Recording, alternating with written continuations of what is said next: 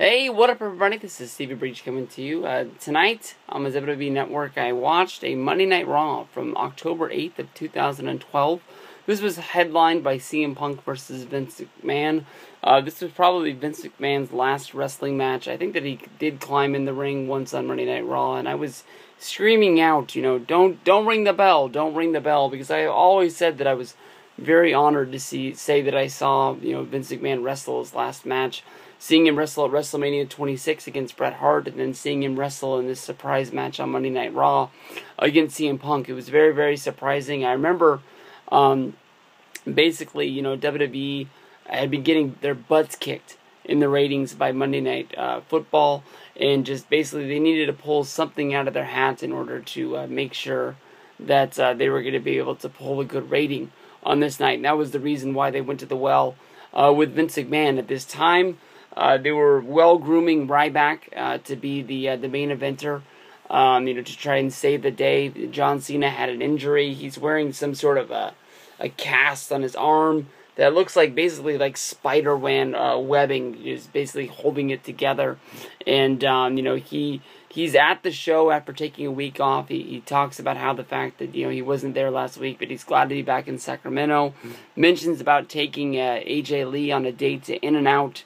Trying to get a double-double or a cheeseburger or something. I guess they're just hyping up the romance that would come later on down the road. But the big deal is that AJ Lee gave CM Punk the choice of who he wanted to fight at Hell in the Cell, and CM Punk was supposed to come up with an answer, and John Cena was challenging, but basically CM Punk was saying, since he didn't get the job done in Boston at Night of Champions, there's no way that CM Punk should be able.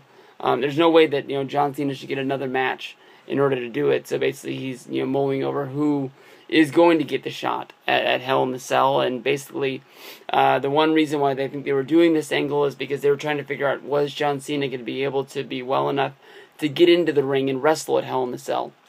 It turns out that the doctor ended up just making the choice for him, saying that Punk wasn't going to be able to face John Cena because John Cena was at to sit out on the sideline. So you see a lot of this building up as Ryback. For a long time, I remember reading on Twitter basically that people were really behind Ryback, but being at this Raw was something special because I actually got to feel the power of how over Ryback really was. And I know the Sacramento Arco Arena being a smaller arena with wooden floors, and when the people it makes a lot of noise, and people all over the country are always really impressed by the noise we can make. I remember people basically saying they were going to order SummerSlam 2010 because of the crowd noise and the crowd reaction to the Nexus at the end of that show. But basically, Cena comes out there, is trying to tell Punk that, he's not a man. He's got to make a choice on who he's going to face. And as Cena leaves the ring to go up to the ramp, we have Ryback come down to the ring, and these guys pass each other going up and down the ramp. They sort of give their respect to each other. Ryback gets into the ring. He wrestles a match against Primo and Epico, and it is what it is. It's just basically Ryback killing two dudes, and that was it. You get to see, the just big power of Ryback at this time and how over he really was, and I would love to see Ryback get back to that. It's just a matter of if he's ever going to be able to get back to there. But in the next match was supposed to be Brodus Clay against R-Truth. R-Truth grabbed the mic and said that little Jimmy was going through some problems. Basically, he was going through puberty and he just wanted to dance with the girls. So Brodus Clay and the Funkadactyls, R-Truth and little Jimmy, basically had it wasn't a dance-off because it wasn't really a competition. They were all dancing with each other. But basically, Vince McMahon interrupted it by coming on the Titantron, telling him to get out of the ring because they had to go to a commercial. And when they came back, Vince was coming down to the ring for the State of WWE address, where basically he talked about everything that was going down in WWE before CM Punk and Paul Heyman came down to say that they felt like Vince McMahon was cutting him down, saying that Punk wasn't a man because he wasn't going to fight John Cena at the Hell in the Cell pay-per-view and was trying to find excuses how to get it done. And somehow, one way or another, Vince McMahon took this as he needed to teach CM Punk a lesson. He needed to teach him some respect. And they booked a match between CM Punk and Vince McMahon in the main event tonight. I remember losing my shit. I was in the second row, I didn't know what I was going to see that night, but I did not believe that I was going to see that stuff. I was just full on, hands up in the air. You can see me in the corner of the screen. I'm just going ballistic. I'm wearing the pink Dolph Ziggler shirt, which has sort of been my thing when I go to the live Sacramento shows. And I was next to Mario. You can see him as well. From there, we went into tag team action. At this time, they were doing a tournament in order to crown the number one contenders to wrestle at the Hell in a Cell pay-per-view against Team Hell No. Guys that have been hanging on to the title for a long time at that point. Primetime players and Rey Mysterio versus Sin Cara. Primetime players against Rey Mysterio and Sin Cara. I had forgotten that Rey Mysterio and Sin Cara were even a tag team. They weren't really my thing, but they got their high-flying stuff over. Primetime players was a good tag team as well. Mysterio and Sin Cara got the win. From there, we go to a match that I didn't know what the fuck was going on. I know at Hell in a Cell, Sheamus and Big Show had a match for the World Heavyweight Championship, but somehow in this match, it's interrupted by Big Show coming down to the ring. Lord Tensai jumps into the ring, causing a disqualification. Basically, Sheamus gets the win. Big Show comes running through the ring and sort of clotheslines Sheamus over the top rope, and he just takes a bump onto the floor where he basically hits nothing but the back of his head. How he was able to wrestle on the pay-per-view without a concussion, I have no clue. Your U.S. champion Antonio Cesaro wrestled a match against Tyson Kidd. There was nothing really much there. Dolph Ziggler and Alberto Del Rio were put together a tag team wrestling against Team Hell No, where Team Hell No got the win. I remember just how over Daniel Bryan was coming out. Basically he was the babyface heel, where basically he thought he was the heel, but the crowd just loved him so much with the yesing. And basically, I remember him being on the outside of the ring, just holding on to the turnbuckle, and I would be in the second row, just yesing my ass off to the point where he just turned around and looked at me, and just with one no, was able to shut me up. But basically, get on down to that tournament. You got Team Cobra, Santino and Zack Ryder going up against the Rhodes Scholars, with the Rhodes Scholars getting the win. Nothing much there except for after the match was over, Jinder Mahal, Drew McIntyre, and Heath Slater.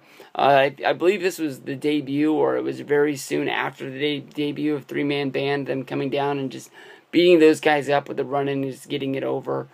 We had a match between Eve and Caitlyn. Eve was having a feud at this point with Layla. Eve had hurt Caitlyn in the ring, where basically she had her ankle all taped up for Eve's submission hold. And at this point, Eve was trying to be a babyface, but she was being heel at the same time, where basically she was saying that she was becoming so overwhelmed with the in-ring action that she couldn't she couldn't break her hold. So basically she was able to get this leg lock in on Caitlyn, and just Caitlyn had already tapped out, and Eve held it for another 30 seconds before she finally gave it up, and then she just was like, oh, I didn't know. I just got too much into it. One of the worst things of the year was Larry King was there for trying to get over his Larry King live show, which he had brought to Hulu. Out came The Miz, where they speared off verbally back and forth before Kofi Kingston came out to try and save the day. Don't watch that ever. And then, the big surprise of the night was Vince McMahon versus CM Punk, with these guys just beating the holy hell out of each other.